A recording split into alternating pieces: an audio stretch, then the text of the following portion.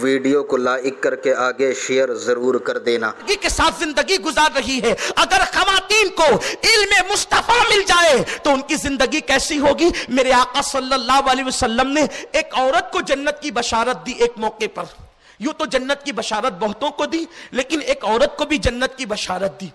کس موقع پر دی؟ ایک عورت آئی، دیکھو حضور کی بارگاہ میں وہ علم سیکھتی تھی، بلکہ اس سے پہلے ایک حدیث عرض کروں۔ ایک عورت آئی، عرض کی یا رسول اللہ، مرد تو علم دین سیکھتے ہیں، جہاد کرتے ہیں، بہت کچھ کرتے ہیں، اور وہ ہم پہ سبقت لے گئے، ہم علم کب سیکھیں؟ ہمارے لیے بھی تو کوئی وقت عنایت فرمائے۔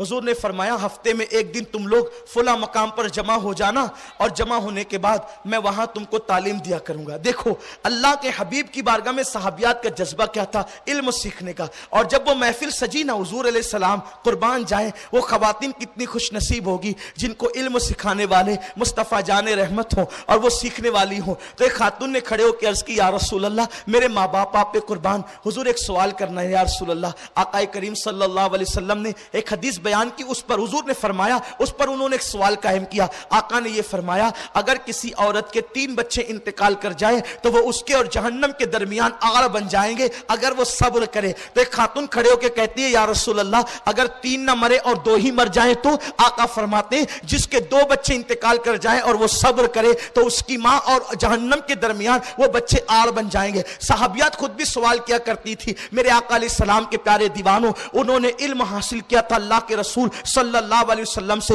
اور حضور سے جو علم حاصل کیا وہی تو علم دین ہے۔ میرے آقا علیہ السلام کے دیوانوں، ایک خاتون آتی ہے اور عرض کرتی یا رسول اللہ، آج میں آپ سے ایک بھیک مانگنے کے لیے آئی ہوں۔ آقا فرماتے بات کیا ہے؟ سرکار سے اس نے عرض کی آقا مجھے مرگی کا مرض ہے اور مجھے مرگی آتی ہے، آقا میں چاہتی ہوں کہ میری اس بیماری کو آپ دور فرما دیں۔ آپ توجہ کریں، اللہ کے حبیب صلی اللہ علیہ وسلم سے صحابی آ کے کہتی ہے آقا مجھے مرگی کا مرض ہے اور میں چاہتی ہوں کہ یہ بیماری دور ہو جائے۔ اس کا مطلب صحابہ کا اور صحابیات کا عقیدہ یہ تھا کہ رسول پاک صرف نماز پڑھانے نہیں آئے، بلکہ جہاں نماز پڑھانے آئے ہیں وہیں پر وہ ہماری بیماریاں بھی دور کرنے آئے ہیں، ہماری بلائیں بھی دور کرنے آئے ہیں، ہماری تکالیف بھی دور کرنے آئے ہیں۔ لیکن میرے مالک و مختار نبی نے کیا فرمایا؟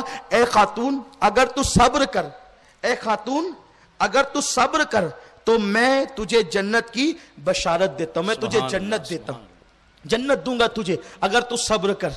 عرض کی یا رسول اللہ صلی اللہ علیہ وسلم، میں تو صبر کر لوں گی، اگر آپ مجھے جنت دیتے ہیں میں تو صبر کر لوں گی، لیکن اس مرگی کے مرض سے مجھے کوئی تکلیف نہیں ہے۔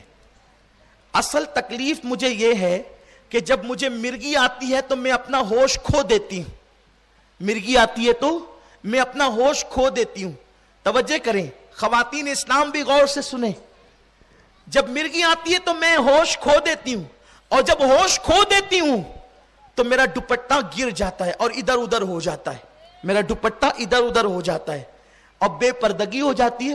یا رسول اللہ مجھے مرض اگر رہے تو رہے، لیکن ایک چیز میں یہ چاہتی ہوں کہ آپ میرے حق میں اتنی دعا کر دیں کہ اگر مجھے مرگی آئے تو بے پردگی نہ ہونے پائے، کتنی بھی مرگی کی بے ہوشی ہو میرا دوپٹہ، کہ اب اگر مجھے مرگی آئے تو اس بے ہوشی کے عالم میں بھی، اس بے ہوشی کی کیفیت میں بھی میرا پردہ سلامت رہے اور میرا دوپٹہ ادھر ادھر نہ ہو۔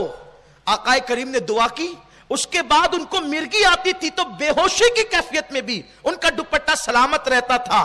اللہ کے حبیب کے پاس سے جب وہ جانے لگی تو سرکار فرماتے ہیں اگر دنیا میں کسی جنتی عورت کو دیکھنا ہے تو اس جانے والی عورت کو دیکھ لو۔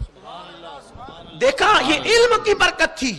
قوم کی بیٹیوں کو علم دو، علم دین دو، جس دلچسپی کے ساتھ اسکول بھیجتے ہیں اس دلچسپی کے ساتھ مدرسہ بھیجیں۔ اور ہمارے شہر مالے گاؤں میں تو الحمدللہ عالمہ کورس کے لیے، قاریہ کورس کے لیے جو ہے وہ جگہ جگہ پہ مدارس قائم ہو گئے، اور میں کہتا ہوں لڑکیوں کے لیے ام المدارس یہ بڑا اہم کیا ہے۔ سارے مدارس مالیگاؤں میں، بلکہ میں کہتا ہوں پورے مہاراشٹر میں، پورے مہاراشٹر میں سب سے پہلے مدرسہ یہ قائم کیا گیا۔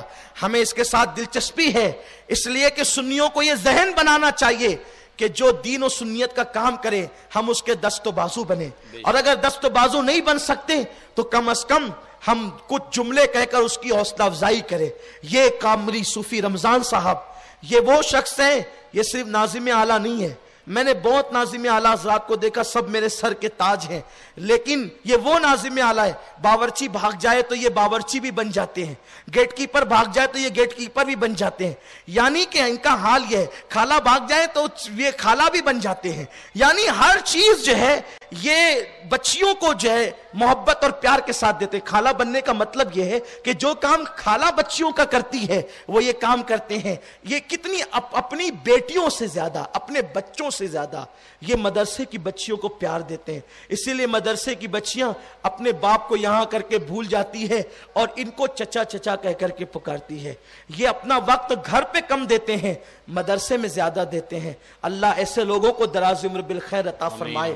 یہ تناور درخت بن چکا ہے، لیکن اس کی بنیاد جس نے رکھی ہے آج ہم ان کو کیسے فراموش کریں۔ ویڈیو اگر اچھا لگا ہو تو لائک کر کے شیئر ضرور کر دینا۔